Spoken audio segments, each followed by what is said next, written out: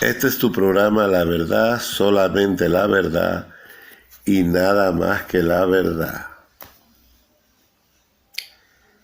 El versículo más manipulado de la Biblia para hacerte egoísta y avaro.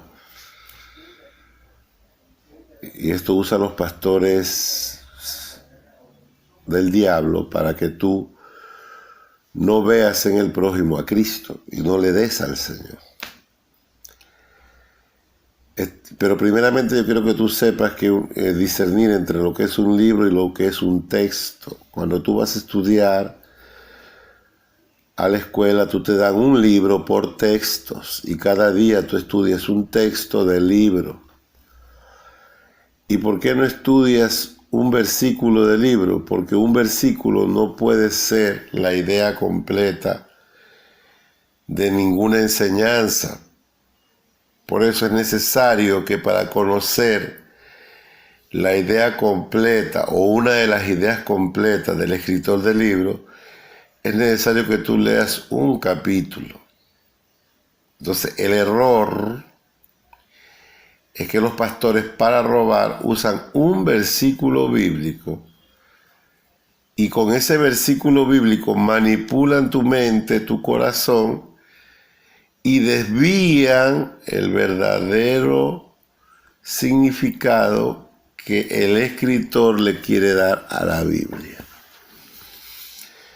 ¿Cómo es posible que con un versículo se quiera saber la idea completa de lo que el escritor espiritual quiere mostrar o revelar de Dios? Eso es imposible. Entonces los pastores, para robarte, te manipulan por versículos y no te dan un texto, que en este caso vendría a ser un capítulo, o 2, o 3.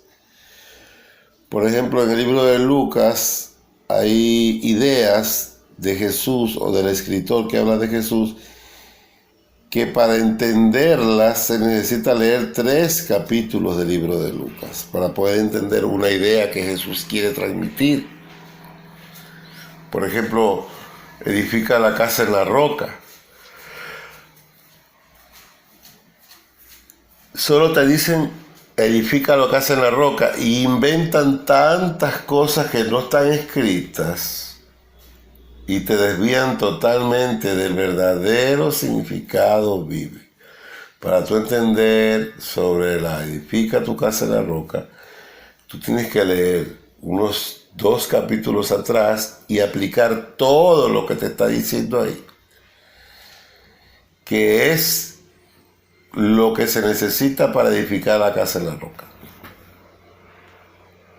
Entonces, ellos manipulan los textos bíblicos mediante esta manipulación de leer por versículo. ¿Y cuál es el versículo más manipulado de la Biblia? Hay casi toda la Biblia, de Génesis a Apocalipsis, habla de dar al pobre, de que las ofrendas son para el pobre, para el necesitado. Estaba viendo yo la migración venezolana, cómo la gente trata de entrar por Rumichaca. Yo soy ecuatoriano, la gente trata de entrar por Rumichaca y se lo impide. Y la iglesia evangélica no hace absolutamente nada.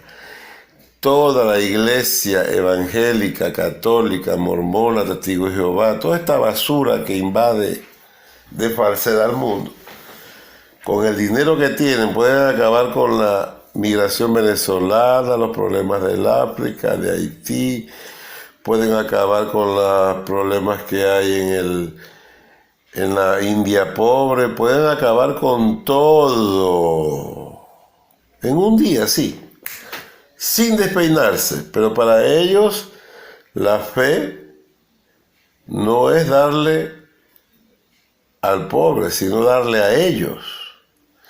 Y te manipulan un versículo bíblico para que tú nunca, ni de broma, cuando alguien te hable de dar al pobre, que esa es la salvación, ya te lo voy a explicar en Mateo 25:31 habla, que esa es la salvación, dar al pobre. Pero ellos lo manipulan para que tú nunca encuentres la verdad. Por ejemplo, te dicen este versículo, estos los versículos lo usan todos, católicos, evangélicos. Y dice así: no por obras, escuche bien, para que nadie se gloríe. ¿Sí? No por obras, para que nadie se gloríe. Y te leen el 8 y el 9, dice el 8. Porque por gracia sois salvos por medio de la fe, y esto no de vosotros, pues es don de Dios. No por obras para que nadie se gloríe. Te dan a entender, hacen darte a entender que la impresión de que si tú ayudas a alguien, eso no te salva. Y esa es una gran mentira. Cuando la Biblia habla de gracia, está haciendo a un lado la ley. La ley era de obras, por diezmos, por ofrendas, rey de cultos. ¿Sí? Y dice, no por esa ley, no por las obras que tú vas a ser salvo, porque diezmas, ofrendas en la iglesia. Esa obra de darle a la iglesia, de darle al pastor, esa obra no te va a hacer salvo, porque Dios no necesita dinero de ti. Búscame los videos donde yo te estoy hablando de que hacer templo es pecado y no se debe hacer templo. Y el video donde ahí mismo yo explico que no se debe de ofrendar dentro de la iglesia. En ese video, búscalo, que yo lo tengo subido todos mis videos, examínalos todos y te vas a dar cuenta.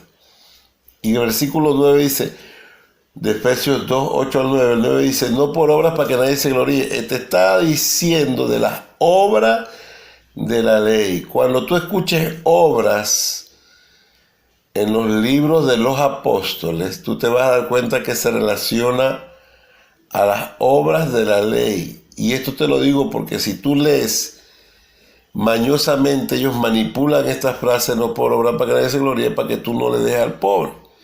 Pero en el versículo 10 dice, porque somos hechura, mira el versículo 10, lo que te oculta. Porque somos hechura suya, creados en Cristo Jesús para buenas obras, las cuales Dios preparó de antemano para que anduvieses en ellas. Buenas obras, separa las obras de la ley con las obras de la gracia, que es dar. ¿Y por qué te digo eso? Porque en Mateo 25, 31,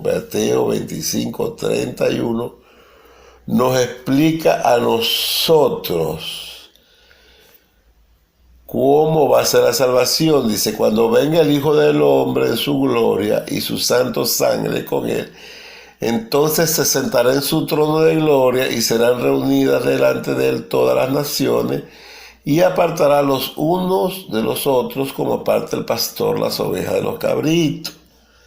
Y pondrá las ovejas a la derecha y los cabritos a la izquierda. Entonces el rey dirá a los de su derecha, venid benditos de mi Padre, heredar el reino preparado desde la fundación del mundo. O sea, así va a ser el juicio. Te lo están escondiendo. Este es el juicio de Dios. ¿Qué es lo que Dios te va a decir en el juicio? Te va a separar y te va a decir, porque diezmaste, ofrendaste en el templo. No. Lee el versículo 35. Porque tuve hambre y me diste de comer. O sea, el evangelio, la salvación es por obra. Tuve sed y me diste de beber. Fui forastero y me recogiste. O sea, venezolano. Estuve desnudo y me cubriste. Enfermo y me visitaste. En la cárcel y me viniste a mí.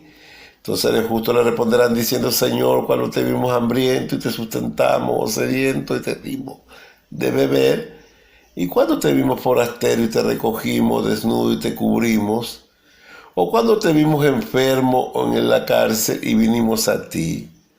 Respondiendo el rey les dirá, de cierto os digo que en cuanto lo hiciste a uno de estos mis hermanos, más pequeño a mí me lo hiciste. Entonces, ¿qué te está diciendo Jesús? Me viste. ¿Cuándo te vimos? Claro, es que usted jamás le va a dar a su prójimo como da la iglesia.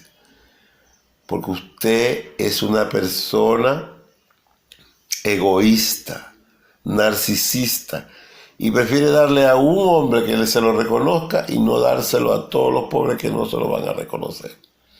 Pero Dios te lo va a reconocer. Entonces tú andas buscando gloria del hombre, tú no andas buscando gloria de Dios. Si tú quisieras encontrar la gloria de Dios, le dieras a Dios, porque dice aquí, porque tuve hambre. Dice, entonces le dirá a los de la izquierda, 41, apartados de mi maldito el fuego eterno preparado para el diablo y sus ángeles, porque tuve hambre y no me diste de comer. Así va a ser el juicio de Dios. Tuve sed y no me diste de beber, fui forastero y no me recogiste, tuve desnudo y no me cubriste, enfermo y en la cárcel y no me visitaste. Entonces también ellos le responderán diciendo, Señor, ¿cuándo te vimos hambriento, sediento, forastero, desnudo, enfermo en la cárcel, o te servimos? ¿Cuándo te vimos? ¿Cuándo te vimos? La única manera de ver a Cristo es en el pobre, en el huérfano, en el extranjero, en la viuda y en el desamparado. No en el pastor ni en esa porquería que han edificado que se llama iglesia, que es iglesia física, de madera, de piedra. Dios no te va a juzgar porque tú le des a eso. Dios te va a condenar porque tú no le das a los pobres. No es donde te congregas, sino para qué te congregas. Jesús dijo, donde estén 2 o 3. Jesús nunca le importó las 4 paredes. Jesús siempre le importó para qué se estaban congregando. Entonces le responderá diciendo, de cierto os digo que en cuanto no lo hiciste a uno de estos más pequeños, tampoco me lo hiciste, e irán estos al castigo eterno y los justos a la vida eterna. Si los pastores predicaran por textos de 2 o 3 capítulos, la iglesia no estuviera tan perdida y tan condenada como hasta ahora. Si se predicara por capítulos, la gente no adorara pastores, no hubieran canales cristianos. ¿Por qué? Porque eso es pura sinvergüencería que enorgullece al dueño del canal, que es el pastor, y ese dinero que se recoge es para él y no para los pobres. En vez de hacer canales de televisión, la gente hiciera albergues, comedores populares, condominios para tener gente que vive en la calle, o familias que no tienen dónde vivir, tenerlas dentro de estos condominios sin pagar arriendo. La iglesia crearía fincas, haciendas, donde se sembraría la comida para dar de comer a casi todos los creyentes que no tengan trabajo. Pero esas obras son buenas y esas no las van a hacer porque la mayoría de ministros son de Satanás. Imagínate si yo no hubiese leído ese capítulo todito, el Mateo 25-31, todos esos pocos de versículos que te leí. Jamás hubiese llegado yo a la verdad, solo con leerte uno jamás entendería.